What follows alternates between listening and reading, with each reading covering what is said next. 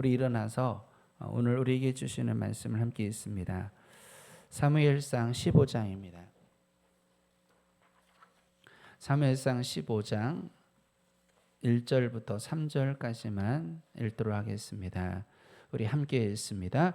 사무엘이 사울에게 이르되 여호와께서 나를 보내어 왕에게 기름을 부어 그의 백성 이스라엘 위에 왕으로 삼으셨은즉 이제 왕은 여호와의 말씀을 들으소서. 만군의 여호와께서 이같이 말씀하시기를 아말렉이 이스라엘에게 행한 일 곧 애굽에서 나올 때에 길에서 대적한 일로 내가 그들을 벌하노니 지금 가서 아말렉을 쳐서 그들의 모든 소유를 남기지 말고 진멸하되 남녀와 소아와 젖먹는 아이와 우양과 낙타와 나귀를 죽이라 하셨나이다 하니. 아멘. 아멘. 자, 오늘 결석이 굉장히 많아요. 여러분 기도해 주시고 다 사정과 이유가 있겠지만 예배하는 일에 우리가 열심히 할 수 있도록 여러분 꼭 중보하시기 바랍니다. 우리 옆 사람과 인사하면 좋겠습니다. 예수님의 이름으로 사랑합니다. 사랑합니다. 사랑합니다. 저 성경에서 이 기록 가운데 가장 많은 분량을 차지하고 있는 인물이 있어요. 바로 아브라함이죠. 그래서 아브라함은 출생부터 언급이 되죠. 물론 이름만 언급되고 있지만 근데 이 아브라함에게 우리가 아는 것은 75세에 하나님의 말씀이 임하게 됩니다. 그리고 그 이후로 175세에 그가 죽어요. 그러니까 100년 동안 하나님과 동행하며 하나님의 말씀을 듣고 하나님 말씀대로 사는 이 놀라운 삶을 살아갑니다. 물론 사도행전 7장 2절에 보면 우르에 있을 때 이미 하나님이 말씀하셨다고 해요. 그래서 우리 창세기에 보면 아브라함의 아버지 데라가 가족들을 이끌고 갑자기 우르에서 살다가 가나안으로 가려고 작정을 합니다. 그래서 이 우르라고 하는 곳과 하란이라는 곳을 걸쳐 가나안으로 가야 되는데 우르라고 하는 어마어마한 대도시예요. 그 고대 세계에서는 가장 발달된 가장 큰 문명 사회인데 이 우르에서 하란까지는 매우 멀어요. 굉장히 먼 거리를 데라가 갑자기 가려고 하는 거예요. 그리고 하란에서 끝나는 게 아니라 가나안까지 갈 마음을 먹고 온 가족을 이끌고 출발합니다. 왜 그랬을까? 왜 그랬을까? 사도행전에 우리가 기록의 말씀을 생각한다면 하나님이 아브라함에게 말씀하신 거예요. 그리고 아브라함이 하나님께 받은 말씀을 따라 이 우르를 떠나 죄악의 도성 우르를 떠나 하나님이 약속하시고 지시하실 땅으로 가야겠다는 강한 감동을 받아요. 그래서 아버지를 설득하죠. 근데 아버지 데라는 우상을 만드는 사람이에요. 우상 숭배자예요. 그러니까 아버지를 설득한다는 게 얼마나 어렵겠어요. 하나님께 말씀을 받아서 하나님의 말씀이 임해서 나 가나안에 가야 돼. 난 가는 게 아니라 우리 가족도 다 하나님 말씀대로 살아서 복을 받아야 돼. 약속의 땅으로 가야 돼. 라고 해서 아브라함이 데라 아버지를 얼마나 설득했겠어요. 얼마나 기도를 많이 했겠어요. 우상 숭배자에게 우상 만드는 것을 자기 직업으로 사는 사람에게 하나님이 말씀하셨어요. 하나님이 여기 이 우르를 떠나 가나안으로 가라고 하십니다. 이 설득이 되겠습니까? 이게 어려운 거예요. 예수님 믿죠? 교회 나오시죠? 이거보다 훨씬 어려운 거예요. 왜요? 서울에서 살던 사람이 저 우리나라 끝 해남에서 살자는 거하고 비슷한 거예요. 도시 생활로 평생을 살던 사람이 저 시골 깡촌에서 살자니 깡촌도 아니에요. 저 지도에도 나오지 아니하는 사람들이 어떻게 살고 거기에 누가 사는지도 모르는 그 미지의 땅으로 가자니 이게 말이 안 되는 거죠. 그런데 이 성경에는 기록되어 있지 않지만 하나님의 말씀을 받은 아브라함이 얼마나 많은 기도를 했을까? 얼마나 아버지를 설득했을까? 그래서 성경을 보면 데라가 결국 우르에서 출발을 합니다. 그리고 하란까지 그 긴 거리를 그 많은 시간을 걸려 위험을 무릅쓰고 하란까지 갑니다. 근데 그 하란은 우르의 문명의 마지막 경계예요. 여기서 하란을 떠나면 진짜 미지의 땅을 가는 거예요. 네, 데라는요. 이제 여기까지. 나는 자신 없어. 나는 이제 못 가. 나는 못 가. 나 안 가. 버티는 거죠. 하란은 결국 하란에 남게 되고요. 데라는 아브라함은 이 데라 아버지를 놔두고 일가를 놔두고 그가 하나님 말씀에 순종하여 떠납니다. 그 유명한 말씀이 창세기 12장에 기록되어 있는데 창세기에 하나님이 하란에서 말씀하셨다고 그래요. 아브라함에게. 그리고 아브라함은 하란을 출발하여 가나안에 들어가게 됩니다. 그러니까 하란에서 하나님 말씀하실 때가 75세예요. 그런데 사도행전을 보니까 우르에서 이미 말씀하셨다 그랬으니까 나이는 더 땡겨질 수 있겠죠. 언제인지 모르지만 아버지를 설득해서 우르를 출발할 때가 몇 살인지 모르지만 이미 75세 이전에 말씀을 했다는 거죠. 어쨌건 우리는 공식적으로 나이가 기록된 건 75세입니다. 이후로 100년 동안 무려 100년 동안 하나님과 동행하며 말씀 받고 말씀대로 살고 하나님 안에서 누리며 살아갑니다. 성경에 보면 무려 300년 동안 하나님과 동행한 사람이 있죠. 그 유명한 에녹이라는 사람이죠. 에녹은 무려 300년 동안 하나님과 살아요. 300년 동안 하나님 말씀 듣고 300년 동안 순종하며 오직 하나님만 바라보며 살다가 결국 성경은 그가 죽음을 보지 아니하고 죽지 아니하고 승천한 유일한 인물, 우리 물론 엘리야가 있긴 하지만 그 인물로 에녹을 소개하고 있어요. 근데 오늘 보려고 하는 거는요, 아브라함의 100년 동안 하나님과 동행한 그 더 많은 시간이 될 수 있겠지만 그 많은 시간 동안 하나님과 늘 동행했던, 늘 하나님 말씀 들었던, 늘 하나님과 교제가 있었던 아브라함의 삶에 공백이 있는 걸 우리가 오늘 먼저 살펴보려고 합니다. 창세기 16장 16절에 보면 하갈이 아브라함에게 이스마엘을 낳았을 때 아브라함이 86세였더라 이렇게 말씀하죠. 그리고 그 다음 절이 17장 1절이에요. 16절 다음이 그 다음 장인데 아브라함이 99세 때 여호와께서 아브라함에게 나타나서 그에게 이르시되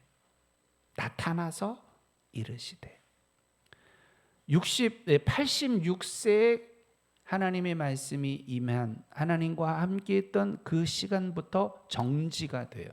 하나님이 말씀하지 않으세요. 하나님이 아브라함에게 나타나지 않으세요. 99세 때까지. 그 13년 동안의 공백이라고 얘기합니다.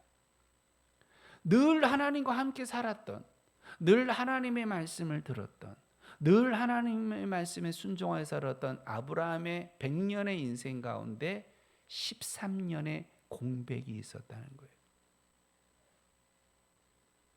왜 그랬을까요? 하갈이 누굽니까? 아브라함이 애굽에서 나올 때 아마도 애굽 왕이 선물로 줬던 여종입니다. 애굽 여인, 여종이에요. 그런데 아브라함의 아내 사라가 생각해 보니까 하나님은 아브라함에게 약속했어요. 너와 너의 씨로 너희가 아들을 낳을 거다. 그 아들이 자손이 번성하여 하늘의 별처럼 땅의 바닷가의 모래처럼 많아지게 돼요. 그리고 이 자녀들은 네가 거주한 이 가나안 땅을 기업으로 얻게 될 것이다. 당연히 사라의 몸을 통해 태어날 아들을 말씀하시죠. 그런데 사라가 믿지 않아요. 내 나이가 몇인데, 나 벌써 여자가 아닌데, 아이를 낳을 수 있는 몸이 아닌데 내가 무슨 아이를 낳겠어. 그리고 꾀를 냅니다. 저 애굽에서 온 여자 종, 내 몸종, 사라의 몸종 하갈을 남편 아브라함의 첩으로 주어 아이를 낳게 해서 그 아이를 내 아이로 삼아야겠어 라고 결정을 합니다. 그리고 남편을 설득합니다. 남자들은 여자들의 설득에 대부분 넘어갑니다. 나 사랑한다며, 나 못 믿어? 나 좋아한다며? 뭐 이러면요 견디기 어려워요. 결국 아브라함은, 그 믿음의 사람 아브라함은 아내의 말에 결국은 수긍하고 맙니다. 그래서 하갈을 아내로 삼아 첩으로 삼아 아들 이스마엘이라 이름한 아들을 낳게 됩니다. 그런데 여기서 하나님이 말씀하지 않으세요.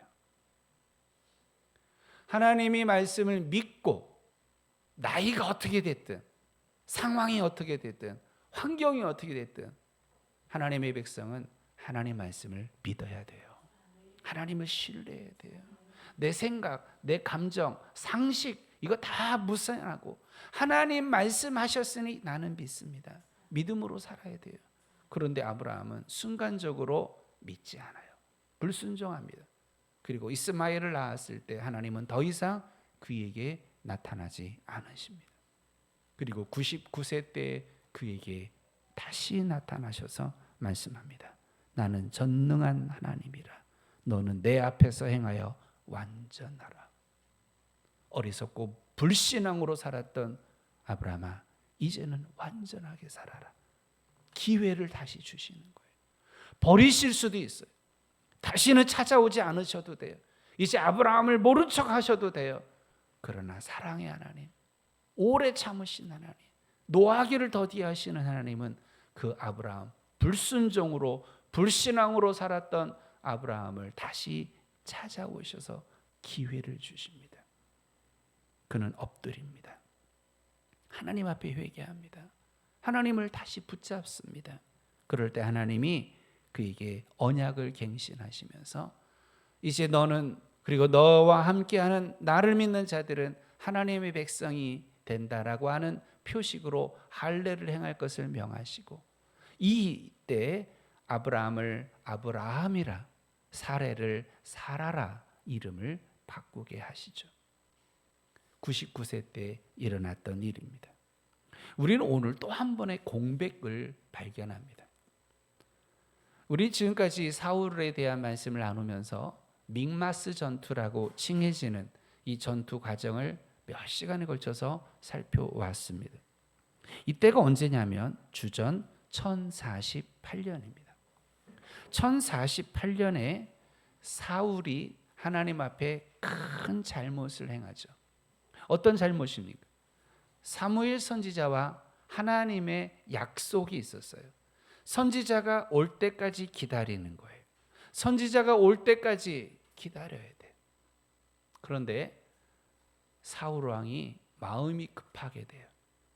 블레셋과의 전쟁 앞에서 블레셋은 막 기세 등등 몰려오는데 이스라엘 사람들은 겁에 질려 다 도망가는데, 이스라엘 사람들이 용기를 주고 이스라엘 사람들이 도망하는 사람들을 모으는 방법은 하나밖에 없어요. 하나님께 제사하며 하나님의 능력, 하나님의 주시는 은혜를 사모하며 하나님이 우리와 함께 하셔, 하나님 우리와 함께 하시면 우리는 승리할 거야, 이렇게 외치고 싶었어요. 그런데 사무엘 선지자는 오지 않는 거예요. 시간이 없어요. 지금 마음이 급해요. 아직 시간이 다 되지도 않았는데 사무엘 선지자 없이 자기 임의로 제사를 시작하게 됩니다. 이때 곧바로 선지자가 오죠. 그는 이런저런 변명을 하지만 결국 그는 순종하지 않는 거예요. 이때 사무엘 선지자가 이렇게 말하죠. 왕이 망령되이 행하였도다. 왕의 하나님 여호와께서 왕에게 내리신 명령을 지키지 아니하였도다. 아브라함이 그랬던 것처럼 여기 사울도 급한 마음에, 조급한 마음에, 또 이렇게 하면 내가 이 나라에 이득이 있을 거라고 생각하는 그 개인적이고 인간적인 생각 때문에 하나님 말씀에 불순종했던 이 죄를 범하고 맙니다. 선지자는 안타까워합니다. 네가 그랬기 때문에 너의 왕의 나라가 길지 못할 것입니다. 이제 하나님은 하나님의 마음에 맞는 사람을 구해서 이 백성의 지도자로 삼으셨습니다. 하나님이 사울을 버렸다는 거예요. 안타까운 일이 벌어졌죠. 그런데 오늘 본문에 이렇게 시작합니다. 사무엘이 사울에게 이르되, 사울에게 왔다는 거예요. 근데 사무엘 선지자가 사울 왕에게 왔다는 말은 하나님이 보내셨기 때문에 온 거예요. 그리고 보냄을 받은 사무엘이 왕에게 이렇게 말합니다. 여호와께서 나를 보내어 삼으셨으니 이제 왕은 여호와의 말씀을 들으소서. 하나님이 다시 말씀하시기 시작해요. 하나님이 다시 사명을 주시기 시작해요. 그 사명이 뭐냐? 아말렉을 쳐서 진멸해라 라고 하는 명령입니다. 여기서 우리가 날짜를 생각해 봐야 돼요. 믹마스 전투가 주전 1048년에 일어난 일인데, 여기 우리가 아말렉 전투라 칭해지는 4절부터 나오는 아말렉 전투는 주전 1025년에 시작이 됩니다. 결국 몇 년의 차이가 나냐면 23년의 차이가 납니다. 무슨 말입니까? 아까 아브라함이 99세 때 하나님이 나타나실 때 13년의 공백이 있었다고 했듯이 사울 왕에게 하나님이 임하지 않은 공간이 23년의 공백이 있었다는 거예요. 사울은 여전히 왕으로 자기 역할을 하고 여전히 자기 생각과 자기 뜻대로 나라를 다스리고 있는데 하나님은 말씀하지 않으시는 거예요. 하나님은 명령도 오고 하나님은 그들과 함께 하지도 않는 23년의 공백이 있는 겁니다. 그동안에 사울은 나름대로 답답하죠. 나름대로 물을 때가 있으나 나름대로 하나님 앞에 도와달라고 간구할 수도 없고 하나님 만나주지도 아니하고 하나님 말씀하지도 아니하고 사무엘 선지자를 보내지도 아니하고 23년 동안 정말 힘겨운 삶을 살아가는 거예요. 그러다가 하나님이 은혜의 하나님이 아브라함을 99세에 찾아오신 그 하나님이 처럼 사울에게도 23년의 공백을 걸쳐 찾아오시니 이게 뭐예요? 이게 은혜인 거예요. 이게 은혜. 사울을 버릴 수도 있어요. 사울 왕을 이제는 모른 척 하실 수도 있어요. 이미 하나님의 마음에 맞는 사람 다윗이라고 하는 15세 전후의 아이에게 기름을 부으신 이 사건이 이제 곧 나오는데 이제 하나님은 그런 계획이 있지만 그래도 다시 한번 사울에게 기회를 주시는 거예요. 이게 은혜야. 이게 은혜. 내가 잘나서 하나님이 나에게 오시는 게 아니야. 내가 뭐 어떤 행위를 했기 때문에 하나님 나에게 기회를 주시는 게 아니야. 그냥 무조건적인 은혜. 말라기가 마지막 선지자 책이죠. 구약 성경 마지막 책이 말라기서입니다. 말라기는 마지막 선지자예요. 이후로 하나님이 세례 요한을 선지자로 보내시기까지 400년의 기간이 있습니다. 무려 400년의 공백이 생깁니다. 말라기서에 보면 이스라엘 백성들이 얼마나 강팍한지, 이스라엘 백성들이 얼마나 하나님 말씀에 불순종하는지 기록이 돼 있어요. 400년 동안. 그래서 우리가 마태복음, 마가, 누가복음에 보면 흑암에 앉은 자들, 흑암 속에서 지치고 공허한 사람들에 대한 말씀들이 계속 기록되어 있습니다. 여러분, 우리의 인생에 여러분의 인생을 뒤로 쫙 돌아보시면 어떤 사람들은 아브라함의 13년처럼 사울의 23년처럼 하나님이 내게 은혜 주지 않으시는, 내 마음이 아무것도 은혜 받지 못하는, 어쩌면 긴 시간 동안 예배의 마음도 없고 예배하고자 하는 의욕도 없고 교회를 멀리한 긴 시간이 있었던 기억들이 있을 거예요. 그러나 그 이유를 한번 찾아보는 거죠. 나름대로 이유가 있을 거예요. 나름대로. 지난번에 어떤 분하고 대화를 했어요. 큰 교회를 다니던 분인데 그런데 지금은 안 다니지. 코로나 시작하면서부터 지금까지 예배 생활을 안 한대요. 모태신앙이라는데.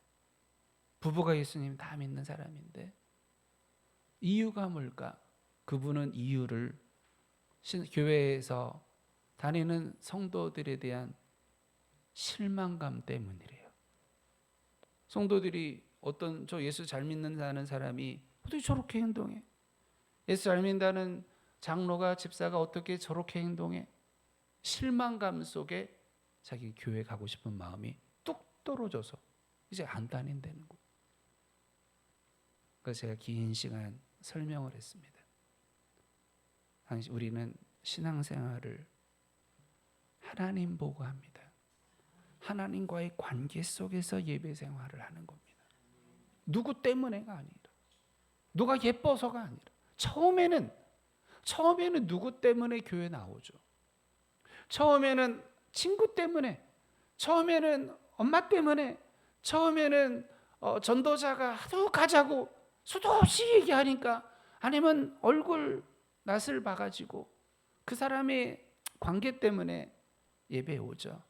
그러나 시간이 갈수록 예수님 때문에 예배 드리는 거예요. 하나님을 만나면서, 인격적으로 예수 그리스도를 만나면서 하나님을 예배하는 자가 되는 거죠. 그래서 그분에게 말했어요. 신앙인의 기둥은 말씀이어야 합니다. 신앙인의 기둥은 우리의 척추에 이 척추뼈가 우리를 딱 잡아주듯이 말씀이, 복음이 당신의 기준이 되어야 됩니다. 신앙의 기둥이 되어야 됩니다. 다른 것들은 격가지예요. 인간관계, 교제하는 거, 헌신하는 거, 뭘 하는 거, 이거 다 격가지입니다. 하나님의 말씀이, 하나님과 나와의 관계가 기둥이 든든히 서 있으면 누가 뭐래도, 내 눈에 뭐가 보여도 예배함에, 신앙생활에 아무런 어려움이 없을 겁니다. 다음 주부터 예배 잘 나오십시오. 근데 안 나왔네. 말 안 들어. 자기 생각에 강한 사람들은 참 말 안 듣습니다. 겉면을 잘 안 들어요. 그래서 1시간 얘기했는데 괜히 했나? 에너지 낭비. 그런데 하나님이 또 나를 은혜 주실 줄 믿습니다. 너무 안타까워요. 이유가 있어요. 그분처럼 누구 때문에. 그런데 내게도 이유가 있을 수 있어요. 순간의 만족 때문에 죄를 짓는 거예요. 근데 그 만족이라는 게 순간입니다. 불교 용어에 아주 짧은 순간을 뭐라고 합니까? 찰나라고 하죠. 그런 찰나, 불교 용어 쓰기가 좀 그렇겠지만 찰나. 이 쾌락이라고 하는 건, 만족이라고 하는 건 찰나입니다. 여러분이 술 먹으면 지옥 간다고 말하진 않습니다. 근데 술이 좋아. 목구멍에 넘어가서 저는 그 느낌을 잘 모르지만 목구멍에 넘어가서 알딸딸해지는 그 순간, 그거 얼마나 깁니까? 물론 취하는 거는 길지만 목구멍에 넘어가면 끝이에요. 생각해 보면요, 저도 먹는 거 좋아하거든요. 지난주는 월요일부터 토요일까지 한 끼, 두 끼를 계속 외식을 했어요. 뭐 이렇게 모임이 많은지. 저 먹는 거 좋아해서요. 감사하게도 끼마다 다른 음식이어서 좋았어요. 근데 아무리 맛있는 음식을 먹어도요, 맛이라고 하는 건 혀에서 느끼는 거죠. 맛을 목구멍이 느끼지 않습니다. 맛을 위가 느끼지 않습니다. 맛은 이 혀로만 느껴요. 그런데 안타까워요. 먹으면서 목구멍에 넘어가는 순간 맛은 없어져요. 그냥 배만 불러. 나이가 들어가니까 부패가 싫어요. 배만 불러서 그냥 천천히 맛을 음미하며 먹으면 좋겠어요. 내가 아무리 좋아도요, 맛있는 거 순간이야. 내가 아무리 좋아, 멋있어, 그래도요, 돌아오면 기억도 잘 안 나요. 순간의 만족, 이득, 그게 100만 원이든 그게 1000만 원이든, 여러분 지금 1000만 원이면 큰 돈입니다. 하지만 인생을 살다 보니까 1000만 원도 그렇게 큰 돈이 아니더라고요. 1억, 억 하고 죽는다는데, 이야, 큰 돈이죠. 1억을 꼬박꼬박 모으려고 해보세요. 진짜 힘든 큰 돈입니다. 그런데요, 인생을 살다 보니 1억도 큰 돈이 아니에요. 어떤 의미에서 큰 돈이 아니냐? 하나님을 예배함에, 하나님을 섬김에, 하나님을 사랑함에 있어, 신앙생활을 함에 있어 1억은 큰 돈이 아니에요. 관계들 중요하죠. 사람들과의 관계 중요하죠. 그러나 하나님과의 관계보다 중요한 건 어떤 관계도 없어요. 생각해 보면 순간의 만족 때문에, 순간의 이득 때문에, 순간의 유익이라고 생각하는 것 때문에, 그 사람들의 관계 때문에 내 생명보다 중요한 하나님과의 관계를 어그러뜨리는 미련하고 어리석은 사람들을 많이 봅니다. 그게 아브라함이에요. 그게 사울이에요. 그게 여러분의 과거가 혹시 있었다면 그게 여러분이에요. 바라건대 앞으로의 인생 가운데 그 어떤 이유로라도 하나님과 여러분의 관계에 공백이 절대 없기를 예수의 이름으로 축원합니다. 절대. 내가 혹시 쫄딱 망해서 거지가 돼도 하나님과의 관계는 무너뜨리면 안 돼요. 내 사랑하는 사람이 죽어도, 제 고향 교회에 두 어르신이 있는데 아들이 둘이 있는데요, 이 두 아들이 알 수 없는 병에 걸려서 고등학교 때 둘 다 죽었어요. 그래서 모든 교인들이 긴장을 했어요. 막 함께 울고 함께 속상하면서, 그러면서 그가 신앙을 잃어버리지 않기를. 그런데 이분이 두 아들을 천국에서 만날 소망을 가지고 마음이 어떨까요? 다 키운 고등학생 아들, 두 아들을 죽었으니, 그 병으로 시름시름 앓다 죽었으니 하나님 원망하고도 남지 않겠어요? 그런데요, 원망하지 아니하고 하나님 사랑하고 하나님 나라를 소망하며 여전히 하나님 섬겨 예배하는 그분들을 보면서 얼마나 은혜가 되는지, 그 무엇도. 근데 많은 이들을 봅니다. 왜 그럴까? 예레미야서에 보면 생수의 근원이라고 말씀합니다. 하나님은 누구냐? 생수의 근원. 물이란 사막을 살아가는, 광야를 살아가는 사람들에게는 생명이에요. 그런데 생수의 근원이신 하나님을 너희가 버렸도다. 뭐 때문에? 순간의 이득 때문에, 만족 때문에, 유익이라고 생각하는 것 때문에, 그 관계 때문에, 자기 생각 때문에, 감정 때문에, 욕심과 욕망과 욕정 때문에 생명의 근원이신, 생수의 근원이신 하나님을 버렸도다. 물을 마시지 못하는 자에게 있는 그 공허함, 물을 찾아도 물이 없는 사람들에게 주어지는 그 목마름. 지금 이스라엘 백성들은 눈에 보이는 물은 마시는데 영적인 물을 마시지 못해요. 생명이신 하나님을 만나지 못해요. 하나님과 없이 살아가요. 그냥 살아가는데 살았지만 죽은 자로다. 그냥 생활하고 직업하고 가정생활하지만 하나님과 관계없이 살아가는 그는 산 게 아니라 죽은 것이라 말하는 거예요. 요한복음 4장에 보면 한 여인이 나옵니다. 그런데 그 여인이 삶이 강박해요. 삶이 어려워요. 그 어려움 중에 먹고는 살아야 되니까 정오에 물을 기르러 옵니다. 마시려고 물을 기르러 오는데, 물은 기를 수 있지만 하나님과의 관계가 없는 그 여인은 공허한 삶을 살아요. 하나님 없는 그 여인의 인생은 고단한 인생을 삽니다. 하나님 없는 그 인생은 안전하지 않아요. 하나님 없는 그 인생은 슬픔과 고통과 공허함과 무의미한 인생을 살아가는 거예요. 눈이 생기가 있는 눈이 아니에요. 얼굴이 소망이 없는 얼굴. 인생이 그냥 사니까 사는 거예요. 배고프니 먹는 거고, 물이 마시고 싶으니 목마르니 물을 마시고, 인생의 의미도 삶의 목적도 아무것도 없는 죽은 자처럼 사는 여인을 보게 돼요. 그가 예수님 만납니다. 그 여인이 변하기 시작해요.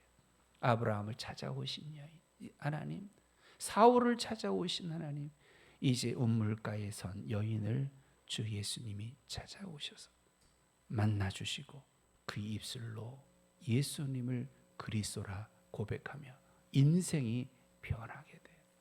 그것을 노래로 만든 게 있죠. 여러분 잘 아시는 우물가의 여인처럼 한번 찬양하면 좋을 것 같아요.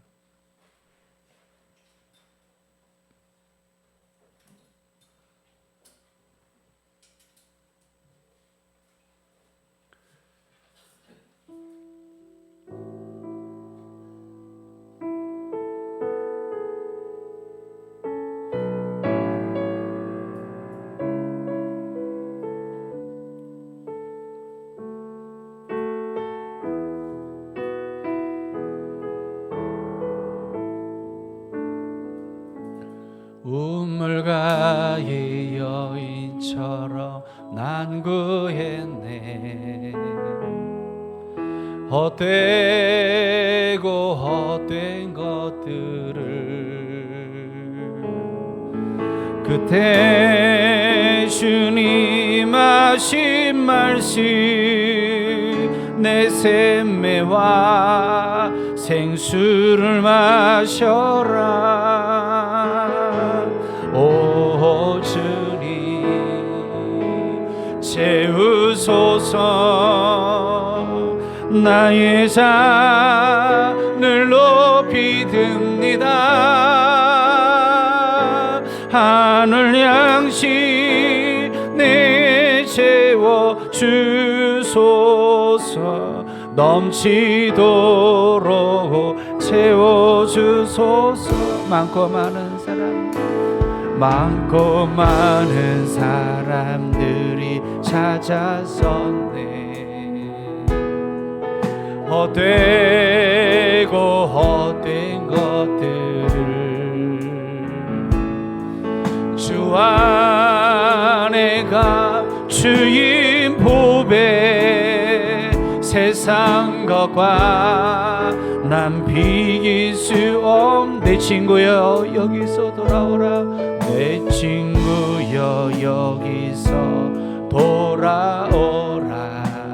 내 주의 넓은 품으로, 주의 넓은 품으로 우리 주님 너를 반길 것입니다. 우리 주님 너를 반겨 그 넓은 품에 안아주시오 주님. 오 주님 채우소서. 나의 잔을 높이 듭니다.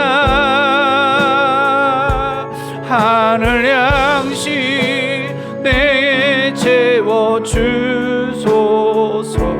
넘치도록 채워 주소서.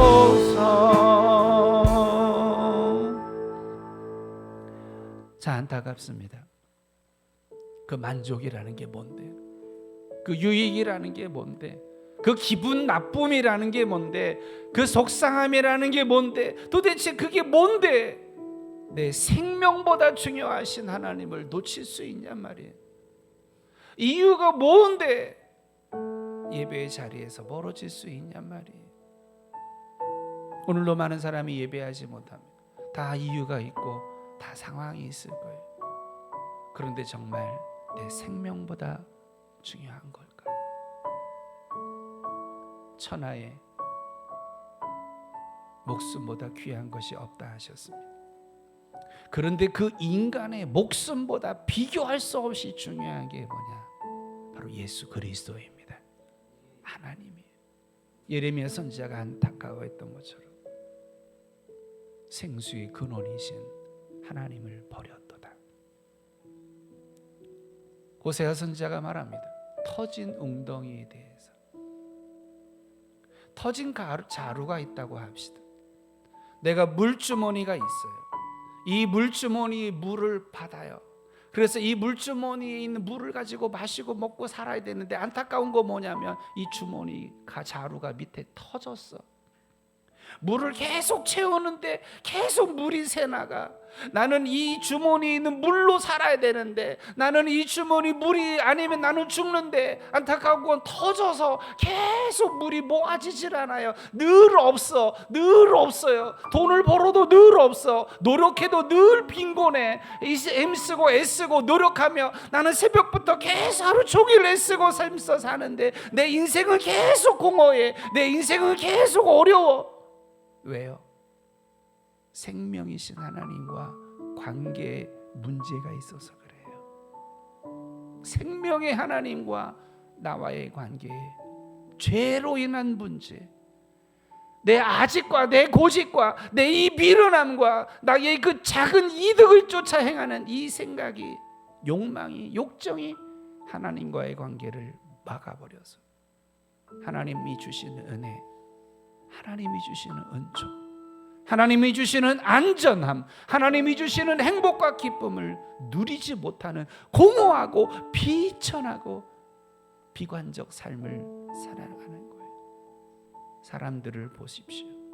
하나님 없는 사람들이 얼마나 고달프게 살아가는지, 하나님 없는 사람들이 얼마나 어렵게 살아가는지.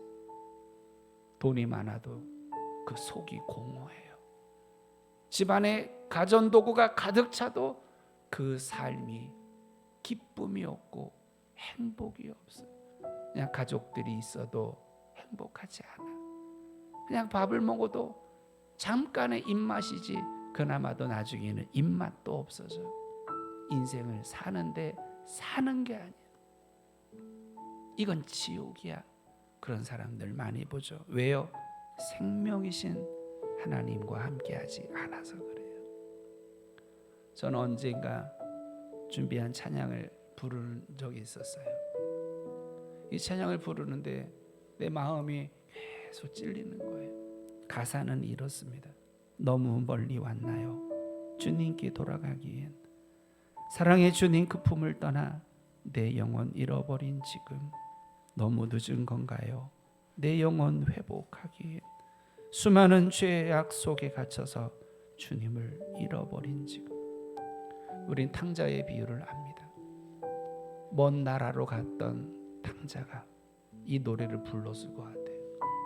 그 탕자가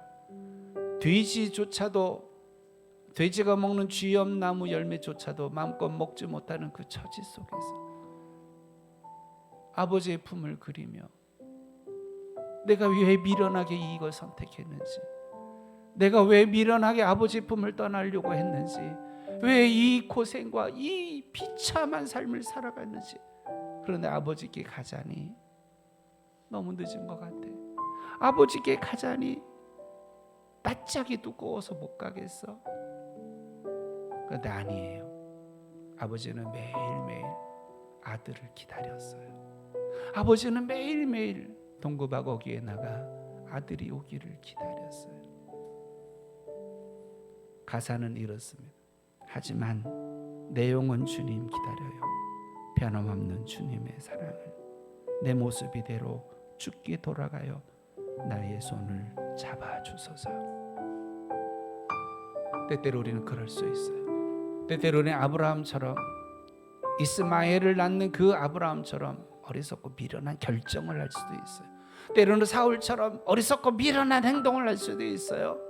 때로는 그 수많은 어리석은 사람들처럼 그 미련한 말도 안 되는 죄를 범할 수 있어요. 그러나 공백이 있다 할지라도 하나님은 여러분을 포기하지 않으십니다. 버리지 않으십니다.